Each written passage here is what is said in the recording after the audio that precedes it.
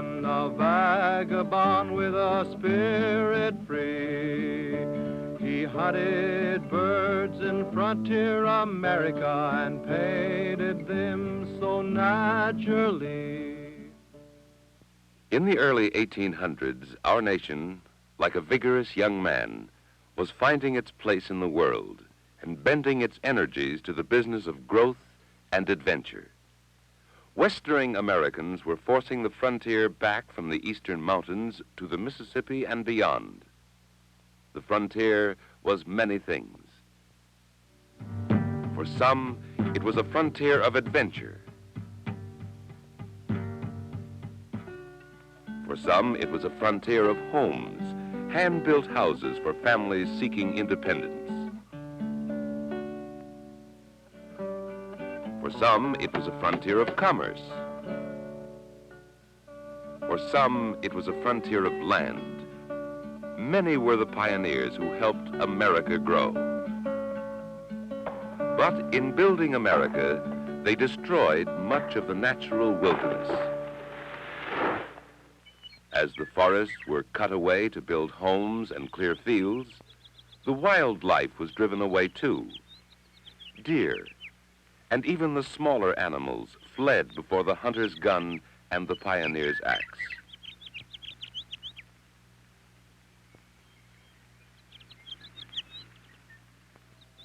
Some men loved the wilderness in its natural state and enjoyed its beauties. One man in particular loved especially the beauty of its birds.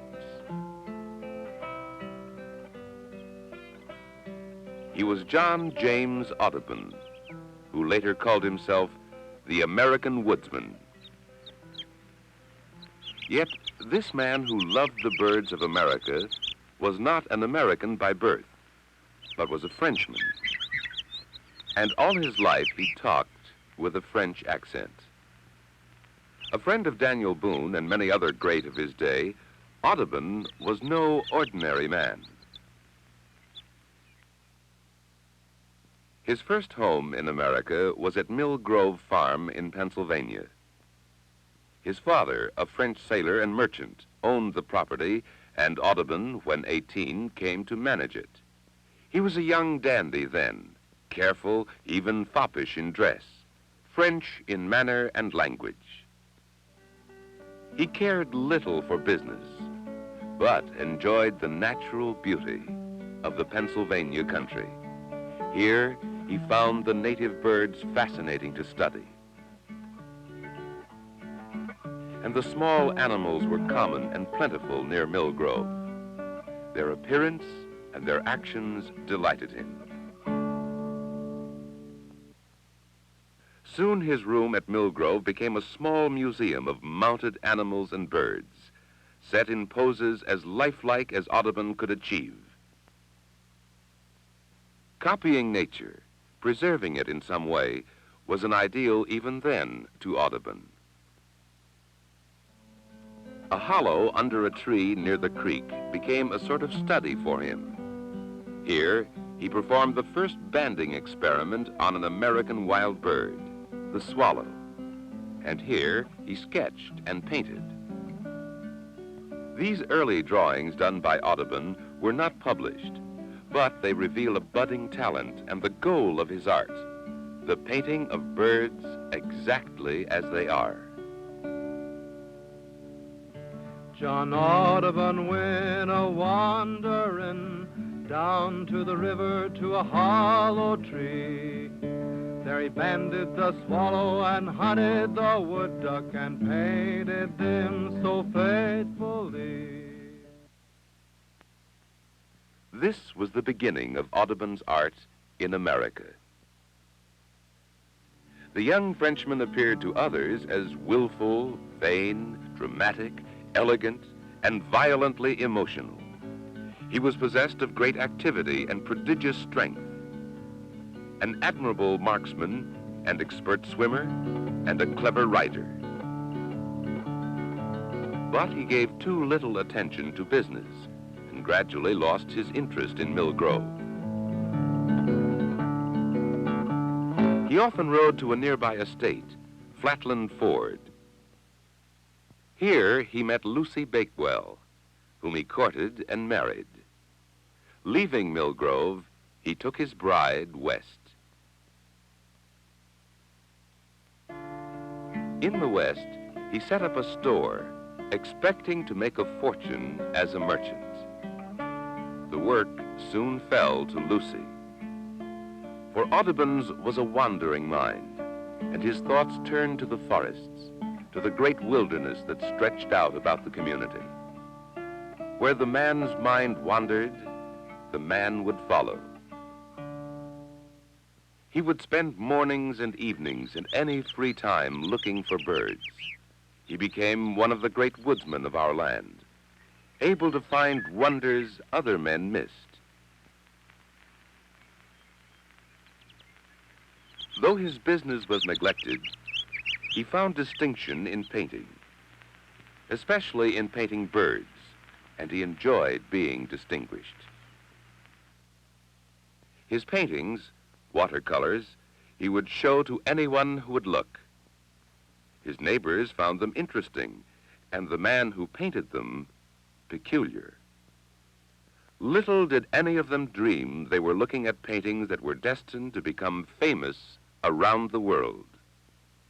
To them, these were but drawings of a neighboring merchant who left his honest work for his wife to do. His wanderings took him further and further afield. If business was good, he would go because he could.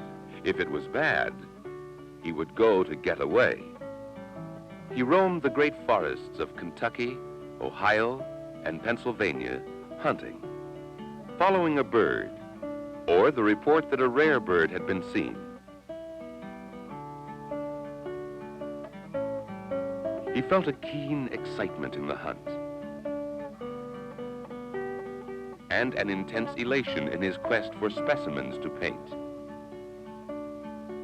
And once on a hunt, he would follow for days or weeks. John Audubon went a wandering North Tennessee and old Kentucky. He chased the swallow and hunted the vulture until he ran clean out of luck. His business efforts, neglected and often forgotten, would fail, and moneylenders became suspicious of this vagabond. Debts mounted, and on returning from one of these wanderings, Audubon was sent to jail. Until he ran clean out of luck. Soon released, the disgrace weighed heavily on him, and now began an emotional cycle that lasted the rest of his life. Depression, bordering on insanity, violent fits of despair, followed by grim resolution and determination. In the midst of one of these violent depressions, he felt he had nothing left but the clothes on his back. Everything else had been taken from him, except his strange portfolio of bird paintings.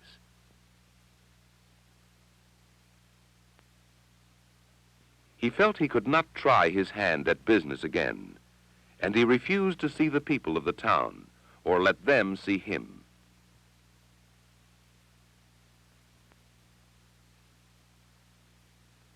Leaving his wife to support herself and their sons, he went into the wilderness.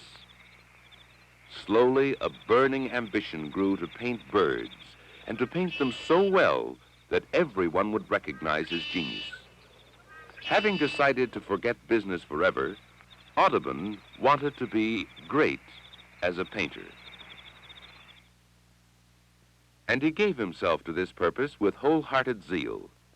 He devised a system of fixing a dead bird in position, and a wire grid with squares that corresponded exactly to lines on his paper. Thus, he could sketch the bird in exact size and position, and in a natural pose. The drawings that resulted showed birds that were accurate and exciting. There had never been anything like them before. Gone for the time was the French dandy. Only the American woodsman remained. John Audubon was a vagabond, a wanderer with a spirit free. He hunted the eagle, he painted the eagle, he painted the eagle so naturally. He painted him so naturally.